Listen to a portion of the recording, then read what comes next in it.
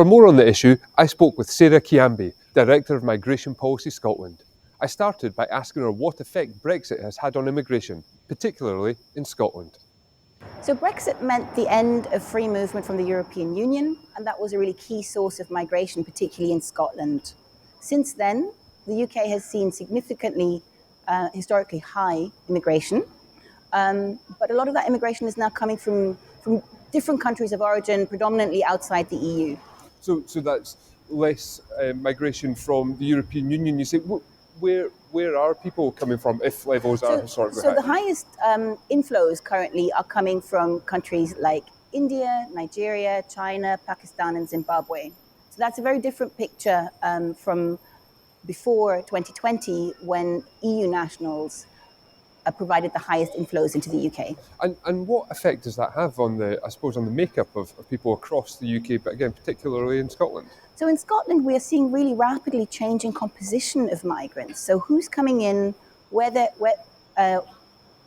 come from, and some of the routes that they've come in, those have changed quite significantly. And that means that we need to understand better our new migrant populations and move on from a story that had been for a long time predominantly about those coming from the EU, particularly Central and Eastern European countries.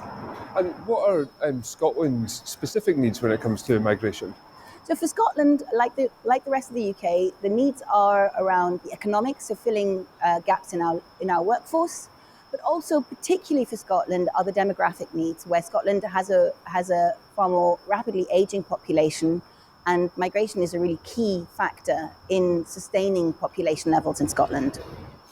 We've been speaking to people in Dumfries and Galloway and Scottish Borders where tourism, hospitality, farming are big industries. They say it's difficult to recruit and retain people now because of new immigration rules. Is the pressure more acute in rural parts of the country?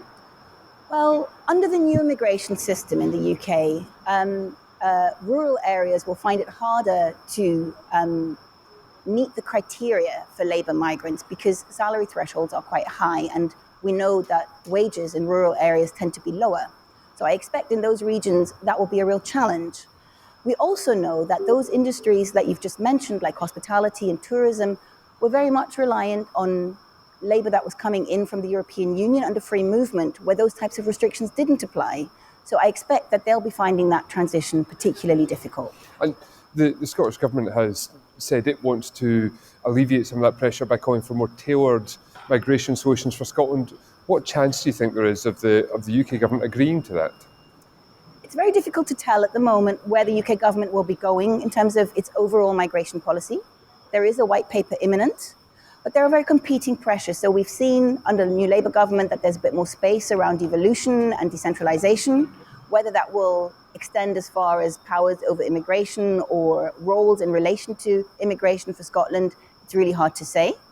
But there's also other competing pressures, particularly the kind of competition between the economic and demographic needs for migration and political challenges around migration, where politicians are really trying to meet the public's concerns around restricting or reducing migration. You talked about those political challenges. How difficult an issue is this for Kier Starmer, the Prime Minister? I think Kier Starmer faces a challenge that most Western democracies are currently facing, which is that we know our demographics are aging, we know that our economies need migration, and we know that our publics are skeptical. And I think politics needs to address the public's concerns, but it also needs to explain to the public immigration in the context of a much fuller argument around social, demographic, and economic needs, and to really build an understanding that we need to make the best of immigration. We're going to need it. It will have its challenges, but we could meet those challenges. And I think that will be a job that the Prime Minister should really try to tackle head on. Sarah Kyambi, thank you very much. Thank you.